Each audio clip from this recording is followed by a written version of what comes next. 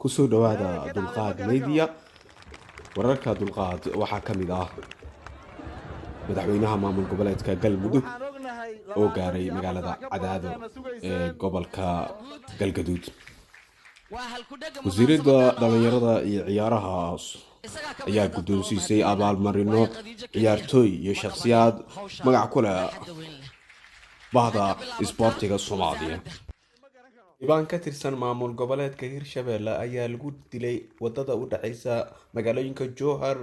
iyo Balcad. Wararkii oo faahfaahsan waa anigoo wariye Cabdinaasir Qujufa. Madaxweynaha maamul goboleedka Galmudug Axmed Cabdi Kaariye Qoorqoor ayaa si weyn loogu soo dhaweeyay magaalada Guraceel ee gobolka Galgaduud. Madaxweynaha ayaa ku maraya safar dhulka ah magaalooyin badan oo ka tirsan maamul goboleedka Hirshabelle. safarkii lagu magac daray safarkii nabadda madaxweynaha ayaa la hadlay dad isku runtii u jecelnahay reer Galmudug ay qiimo gaar ah u leeyihiin degmada Guraceel waa magaaladii xorriyadda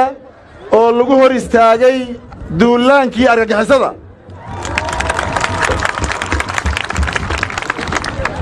ayagoo qabsan lahaa dad deegaano kale oo xitaa aan Galmudug ahayn sidaa darteed magaaladan waxaa la dhihi karaa waxaa laga xoreeyay Soomaaliya oo dhan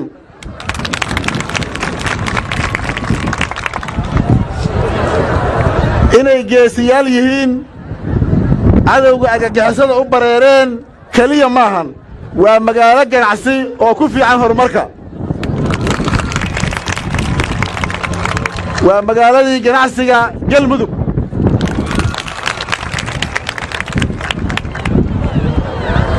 halbowlaha bulshada reer Galmudug waa Guraceel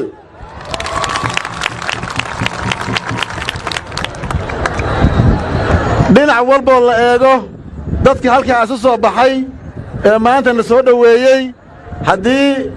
si kale loo dhigo lama dhigi karo magaalo ay ku nool yihiin ayaa la heli karaa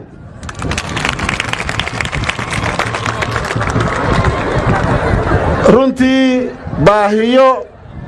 aan bini'aadamku ka noolaa karinna waa la sheegay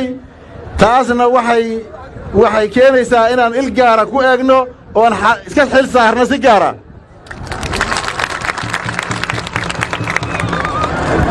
walaalayaal mudanayaal iyo marwooyin safarkii dheeraa ee nabadda wadatashiga xogogaal oo noqoshada xaalad kasta oo reer Galmudug ku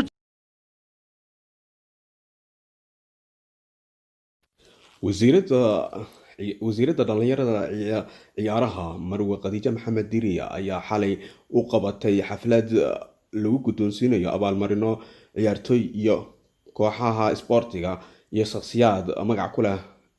bahda isboortiga Soomaaliya kuwaasi oo qayb ka qaatay dhismaha iyo furitaanka garoonka ciyaaraha ee Stadiyo Muqdisho kadib markii garoonku ku burburay qaybta labaad iyo qaybta saddexaad waaye heesaha talantaali oo ah qaybta koowaad marka waxaan rabnaa gudoomiyaha guddiga inuu soo istaago oo group 1 oo isaga guddoonsiyo wasiir Maareya galaya sidaad arkaysaan waxa goobta diyaar ku ah gudoomiyaha guddiga qabanqaabada wasiirka wasaaradda warfaafinta xildhibaan Maxamed Cabdi Xayir Maareya iyo wasiirka wasaaradda dhalinyarada iyo isboortiga xukuumadda Jamhuuriyadda Federaalka Soomaaliya xildhibaan Khadiija Maxamed Diriye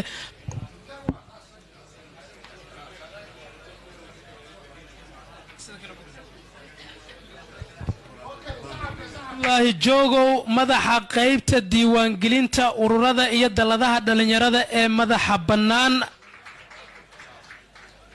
gabdho badan munaasabadda hadday joogaan inay sacabka badiyaan ayay tahay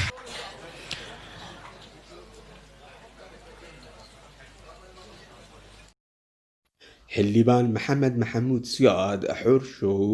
oo ka tirsan xildhibaanada maamul goboleedka Hirshabelle ayaa saaki gaari u saarnaa lagala degay inta u dhaxaysa magaalooyinka Jowhar iyo Balcad ee gobolka Shabeellada Dhexe kadibna la dilay xildhibaankaas ayaa u socday magaalada Muqdisho ee caasimadda Soomaaliya sida ay u xaqiijiyeen ehelada iyo qaraabada gudoomiyaha baarlamaanka Hirshabelle Cismaan Barre ayaa ka tacsiyay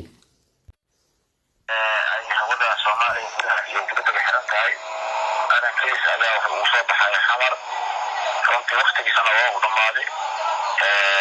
meesha ay ka baxseen garkaala meelida halkaas gaaliyaaq leedahay halkaas ay ku jireen waxaan leeyahay ilaahay ha u naxariista guud ahaan Soomaaliya. wariye cabdinaasir maxamuud xaaji axmed cabdinaasir qujuufa